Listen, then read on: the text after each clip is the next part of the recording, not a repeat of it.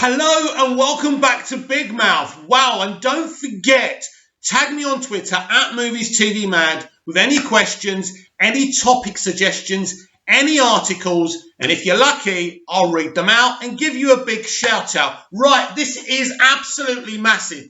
This is an update for the Green Lantern HBO Max series. Listen to this. To feature multiple time periods exclusive. This is the direct. Let's have a look.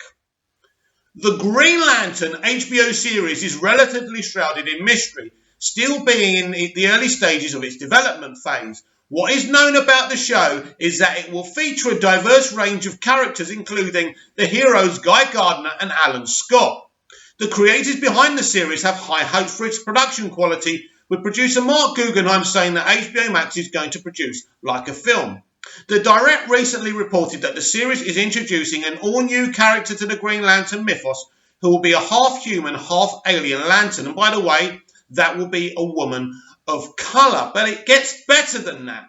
From an advanced society on another planet.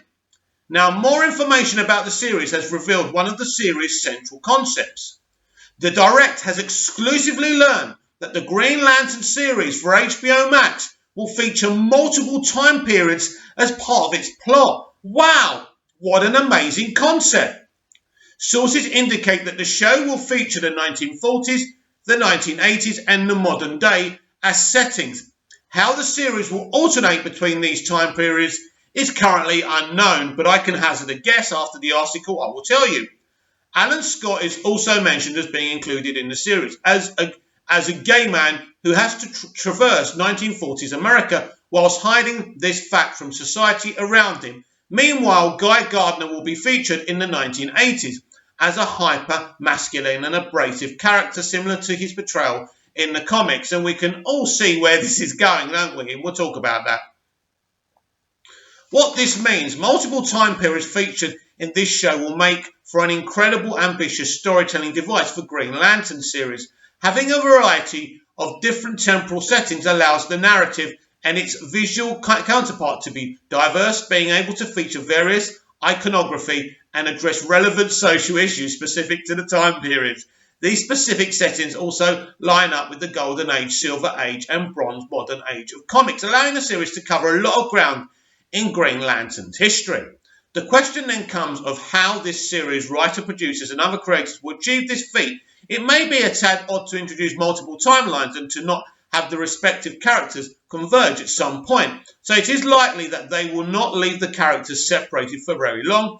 This could indicate that the presence of time travel in the series, allowing the Lanterns to cross temporal boundaries to meet with one another. Time travel is not typically a Green Lantern story trope, but its inclusion would make sense in the context of the DC universe. This would also allow for multiple Lanterns to occupy Sector 2814, the part of the universe that Earth resides in at once. HBO show and DC property Watchmen also dealt with a multiple time period, often featuring flashbacks to past events and having unique episodes that veered from strict chronological order for dramatic effect. The Damon Lindelof created series even dedicated an entire episode to being set in 1938, utilising black and white footage and all. The Green Lantern series may take this approach, forgoing the need for time travel and instead telling its story in an unconventional manner. This might be a more risky option, but could allow for some poignant and exciting storytelling from the series. However, the Green Lantern series chooses to tackle its timelines, it will surely make for an interesting show at the very least. Well, it's very, very interesting. And we can all see what's happening here, can't we? What's happening here is that the entertainment industry is surrounded with alt-leftists who want to convey their alt-left messages. So we're going to get an original character who's a woman of colour. No surprise there. Nothing wrong with that. We're also going to see Guy Gardner, an alpha male. Is Guy Gardner going to be the one who's gay? Let's reread this, actually. So we're talking about, has exclusively learned that the Green Lantern series for HBO Max feature multiple time periods, 1940s and 1980s.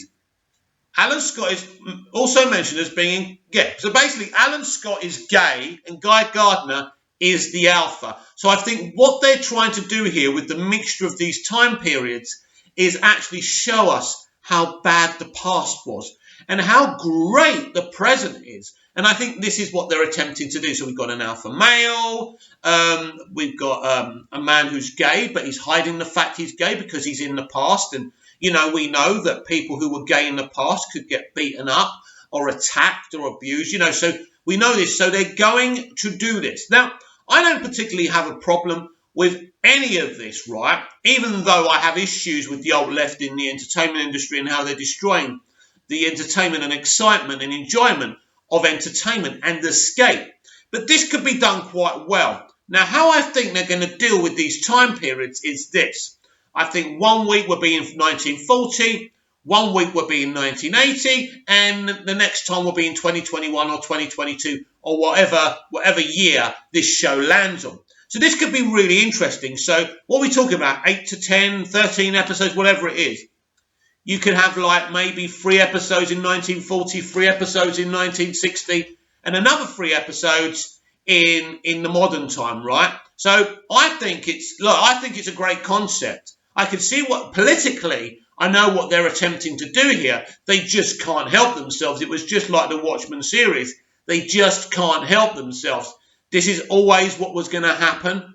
But despite this, I think that this time period, these multiple time period concepts could make it a very, very interesting show. Very diverse, very different, very dynamic. Because if you're spending 1 week in 1940 and another week in 1980, then and then the next week in the modern era, that could be a really good show. Now, how can they get them together? I don't know. They're going to need some kind of time-traveling kind of device. I don't know. The Flash, I don't think the Flash will be in this, but who knows? With the multiverse strategy now, anyone could be anything, and this universe may have their own version of the Flash. Also, if we're dealing with different Lanterns in different eras, we may be able to see 1940s Superman in his original Action Comics costume. Things like that could happen. So, in fact, this is not a negative thing. This is a really good thing. As I say, I can see politically where they're going with this, especially creating an original Lantern who's half human, half alien, who's going to be played by a woman of colour. I know where they're going with this, and, you know, we should expect this from the people who are making it. You know, Berlanti is very alt-left, very political, and I think this is one show that's going to take that political commentary to another level, which just makes it more interesting. I don't think it's going to be a bad thing. I think it's a really, really good, exciting idea. But what do you think? Are you excited with the rumour that this could span different timelines? 1940, which is a very interesting kind of era, the 40s, the 80s. I grew up in the 80s, so that would be kind of interesting as well. And the modern era. What do you think of that? Comment down below, like, share and subscribe. You can tag me over on Twitter @MoviesTVMad, and I'll be back tomorrow with more videos. See you again soon.